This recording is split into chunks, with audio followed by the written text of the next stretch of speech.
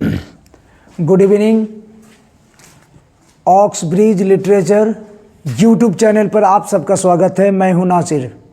फिर से मैं आपके सामने आपके लिए एक नए वीडियो के साथ हाजिर हूं और वह वीडियो 12वीं कक्षा यानी क्लास 12 का जो इंग्लिश कोर है, इसी टॉपिक्स को, इसी सब्जेक्ट से लेकर इंग्लिश सब्जेक्ट का जो पहला चैप्टर है और उस चैप्टर का नाम है द लास्ट लेसन।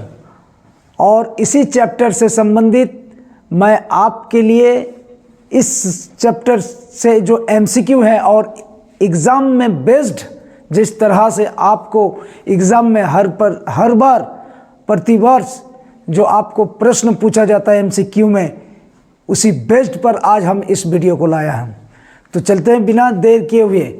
यह लास्ट लेसन ये फ्रांको प्रूसियन वॉर पर बेस्ड है। ये जर्मन और फ्रांस के बीच एक लड़ाई हुई थी जिसमें जर्मन जीत जाते हैं और फ्रांस हार जाते हैं। ये लैंग्वेज बेस्ड था। उसकी फ्रीडम और लैंग्वेज दोनों छीन गए थे। तो इसी बेस्ड पर, इस टॉपिक पर द लास्ट लेसन, जो आपका 12th क्लास का इंग्लिश कोर में जो पहला चैप्टर है लास्ट लेसन, उसी लास्ट लेसन चैप्टर का हम एमसीक्यू लेकर के आए हैं। चलते हैं बिना देर किए हुए।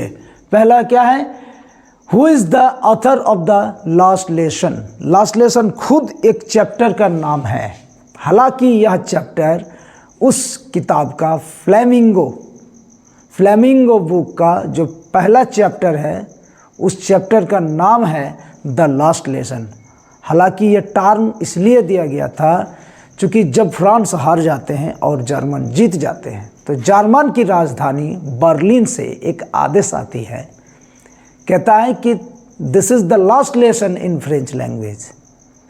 Next day a new teacher will come and he will teach German language.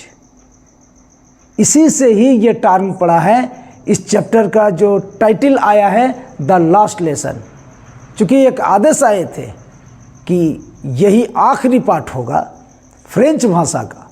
अगले दिन नए शिक्षक आएंगे और वे जर्मन भाषा पढ़ाएंगे। इसीलिए ये चैप्टर का जो नाम है द लास्ट लेसन, इसी से इसका टाइटल पड़ा है। चलते हैं। तो who is the author of the last lesson. तो लास्ट लेसन का ऑथर जो है, ये इसका लेखक का नाम है अल्फोंस डॉडेट, यानी कि इसका सही आंसर जो है वो सी ऑप्शन है, अल्फोंस डॉडेट। दूसरा question, which country was defeated in the Franco Prussian war. यानी फ्रांको प्रूसियन वॉर में कौन देश हार गया था, यानी किस देश को हरा दिया गया था। तो फ्रांको प्रूसियन वॉर में फ्रांस हार गया था और जर्मन जीत गए थे। What is the setting of the last lesson. इस लास्ट लेसन जो चैप्टर है, इसका सेटिंग क्या है? तो इसका सेटिंग जो होगा, ये आपका फ्रांको प्रूसियन वॉर है, यानी कि फ्रांस और प्रूसियन कहने से जर्मन, यानी ये जर्मन के बीच और फ्रांस के बीच की लड़ाई हो गई थी, जिससे जर्मन जीत जाते हैं और फ्रांस हार जाते हैं। What does the last lesson signify. इससे क्या प्रतीक है, क्या सिग्निफाइंड है? तो change of power, change of government, change in life और चेंज ऑफ टीचर्स। इसमें जो है चेंज इन लाइफ, उसमें बदलाव आ गए थे लाइफ में इंसानों की। वाई वॉज फ्रांस, ये फ्रांस है।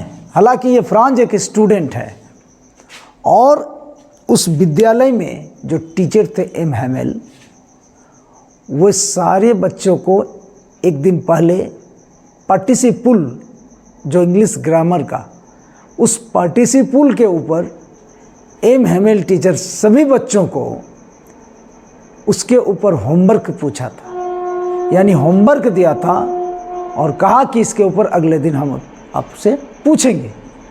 उसी स्कूल में, उस कक्षा में फ्रांज नाम का एक विद्यार्थी था। तो ये विद्यार्थी उस टॉपिक के बारे में बिल्कुल कुछ भी नहीं जानता था, इसलिए इन्होंने फैसला किया, therefore Franz decided to go to school very late. तो इसमें क्वेश्चन कहता है कि why was Franz reluctant to go to school, वो देर क्यों किया था स्कूल जाने के लिए। तो वो इसलिए देर किया था क्योंकि उन्होंने डिसाइड किया था कि I will go to school very late today because he didn't prepare on the given topic on participle, यानी पार्टिसिपल पर जो टीचर्स एम हेमेल के द्वारा सबको होमवर्क दिया गया था वो उस पर प्रिपरेशन नहीं कर पाए थे। इसी वजह से उन्होंने निर्णय लिया था कि आज हम जो स्कूल जाएंगे वो देर से जाएंगे। तो इसका ऑप्शन क्या होगा? Wanted to enjoy warm sunlight, नहीं। Wanted to see the soldiers drill, wanted to, उसके बाद ये wanted to enjoy outdoor, lesson on participle was not prepared. ये आंसर है उसका ऑप्शन डी। लेसन जो दिया गया था पार्टिसिपल पर वो तैयार नहीं कर पाए थे। Therefore he decided to go to school very late that morning. What was the name of the teacher in the last lesson? Last lesson जो चैप्टर है, इस चैप्टर का जो टीचर था वो फ्रेंच भाषा का टीचर था और उन्होंने सभी बच्चों को एक दिन पहले एक होमवर्क पूछा था। और होमवर्क क्या था? Lesson 1 participles. तो कहता है कि what was the name of the teacher in the last lesson. तो उस चैप्टर जो लास्ट लेसन है उसमें टीचर का नाम क्या था? एम हेमेल, यानी इसका सही आंसर ऑप्शन ए है।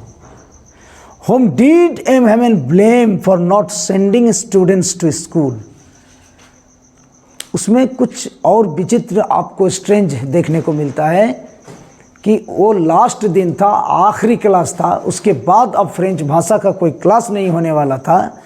इसलिए जब ये खबर गांव वाले को भी मिलते हैं तो वह गांव वाले उस विद्यालय में आते हैं to pay respect to the teachers M Hamel.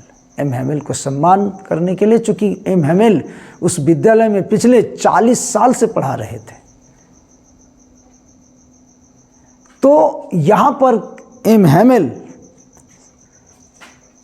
उस गार्जियन को एक ब्लेम देते हैं, शिकायत देते हैं कि बच्चे जो कुछ सीख नहीं पा रहे थे, बच्चे को स्कूल सही तरीके से नहीं भेज रहे थे, इर्रेगुलर बच्चे स्कूल आ रहे थे। इसका जो वजह बताया है, इसका जो आरोप उन्होंने दिया था वो किस पर दिया था? Whom did blame M. Hamel blame for not sending students to schools? यहाँ पर उन्होंने उनके माँ बापों पर ब्लेम लगाया था कि most responsible their parents। उन्होंने कहा कि Parents are most responsible having neglected to learn the French language by the students। तो स्टूडेंट द्वारा जो फ्रेंच लैंग्वेज को सीखने में नेग्लेक्टेड किया था, इनके लिए सबसे बड़ा जो कारण था और दोषी था उनके माँ बाप। चूँकि उनके माँ बाप कभी भी बच्चे को फ्रेंच लैंग्वेज सीखने में प्रेरित नहीं किया था। Therefore, he blamed their parents is the most responsible having neglected to learn the French language। Next,